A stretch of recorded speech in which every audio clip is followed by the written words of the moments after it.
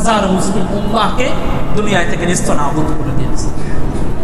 মুহতারাম হাজিরিন, আমি বলতেছি এই ইসরায়েলের বিরুদ্ধে একটা কথা বলতেছি, শুধুমাত্র আমাদের একটা দাবি, আমরা তো সেখানে গিয়ে যুদ্ধ করতে পারবো না।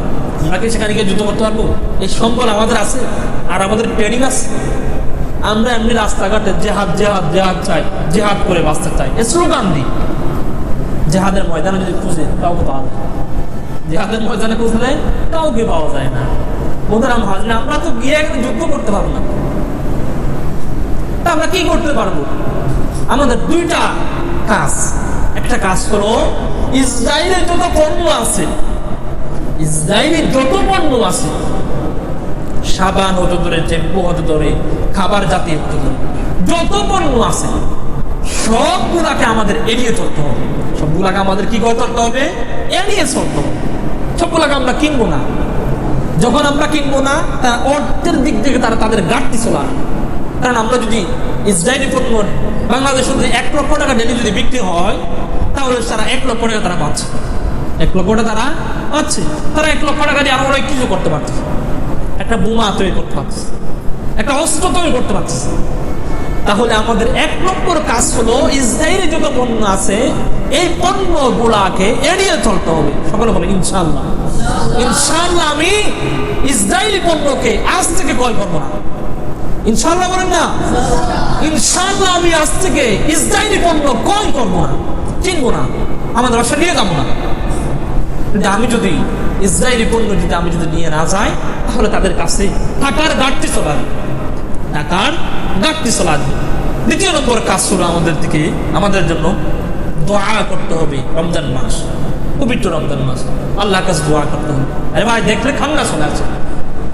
এই যে একটা ভিডিও দেখলাম, একটা বুজুর্গ ব্যক্তির, বড় আলেম একজন ব্যক্তির 5টা সন্তানকে শহীদ করে দিয়েছে। 5টা সন্তানকে শহীদ করে দিয়েছে। তাদের ইমান কত মজবুত দেখেন না। এই 5টা সন্তানকে এই যে কাপড় আছে, কাপড়ের কাপড় পরে একসাথে রেখে, এক পাশে রেখে তিনি দৃঢ় কণ্ঠে আওয়াজ দিতেন, লা তাহজান ইন্নাল্লাহা মা'ানা। আওয়াজ দিচ্ছি, আল্লাহর কাছে বলছি, লা তাহজান, আমার কোনো ভয় নাই, ইন্নাল্লাহা মা'ানা, আমার সাথে আল্লাহ আছে, আমার সাথে আল্লাহ আছে। আমার একজন ভাই যদি মারা যায়, আমরা কত কান্না করি, তার কাছে কোনো কান্না নেই। লা তাহজান ইন্নাল্লাহা মা'ানা, আমার সাথে আল্লাহ আছে, আল্লাহ আছে। আল্লাহ যাই করে তাই ভালো করে, আল্লাহ যা করে তাই ভালো করে, যা মঙ্গল তা আল্লাহ আমার জন্য করে। তাদের ইমান কত মজবুত দেখেন। আর একটা ভিডিও দেখলাম, 2 জন ছোট বাচ্চা বেঁচে আছে, তার পরিবারের 9 জন সদস্য মৃত্যুবরণ করেছে, কান্না করতেছে। আরেকটা ভিডিও দেখলাম, ছোট একটা বাচ্চা, নিজের বাবা তাকে তুলে নিয়ে মৃত অবস্থায় চুমু কাচ্ছে, বলতেছে, বাবা বাবা তোমার সাথে আর দেখা হবে না, শেষবারের মতো এই দেখা, এরপর আরেকবার দেখা হবে জান্নাতে। আরেকবার দেখা হবে কোথায়? জান্নাতে। মুহতারাম হাজিরিন, জাসাদুকুল ওয়াহিদি, মুসলিম উম্মাহ হিসাবে আমরা এক দেহ। আমার মা, আমার বোন, এই গত 2 দিনের ভিতরে প্রায় 1000 অধিক শুধু নারী আর শিশুকে হত্যা করেছে। নারী আর শিশুকে হত্যা করে, ছোট ছোট বাচ্চাদেরকে একটা কান্না ফোরা আছে। এজন্য ভাই, আপনাদের কাছে আহ্বান করতেছি, রমজান মাস, পবিত্র রমজান মাস, আরেকটা দাবিও জানাচ্ছি জাতিসংঘের কাছে। আমরা জোরদার দাবি জানাচ্ছি, ও জাতিসংঘের ভাইরা, আপনাদের কাছে জোরদার করে বলতেছি, আপনারা মুসলিম হন অমুসলিম হন এটা আমার দেখার বিষয় না। গাজায় যারা মরতেছে তারা মুসলিম, এটা আমাদের ভাই। আপনাদের কাছে জোরদার আমি দাবি জানাচ্ছি আজকের জুমা থেকে, অনতি বিলম্বের জন্য এগুলা যদি এই যুদ্ধকে যদি বন্ধ না করেন, তাহলে এই তাওহীদে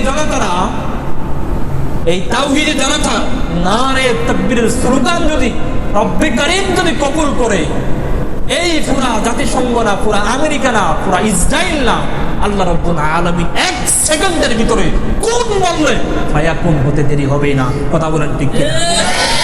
মুহতারাম হাজিরিন, এজন্য তারা তো মুনাফিক, জাতিসংঘে কি বলবো আর, মুনাফিক, বদ্দিন, নাসরা। যুদ্ধ চুক্তি হয়েছে, যুদ্ধ হবে না, এরপর আবার যুদ্ধ। আরো যুদ্ধ করতেছে রমজান মাসে, পিপাসায় কাতর হয়ে পড়েছে, ইফতারের সামনে নিয়ে বসা আছে, এই সময় বোমা হামলা। আরে আফসোস, এজন্য যেই জায়গায় মিছিল মিটিং হবে, যেই জায়গায় মানববন্ধন হবে, ওই জায়গার মধ্যে ইমানি দায়িত্ব হিসাবে আপনি অংশগ্রহণ করবেন। ইমানি দায়িত্বটা আপনার, ইমানি দায়িত্ব। আপনি এখানে বিরিয়ানি পোলাও খাবেন, আপনি এখানে বসে বিরিয়ানি পোলাও খাবেন, আপনার মুসলমান ভাই বোনা যাচ্ছে,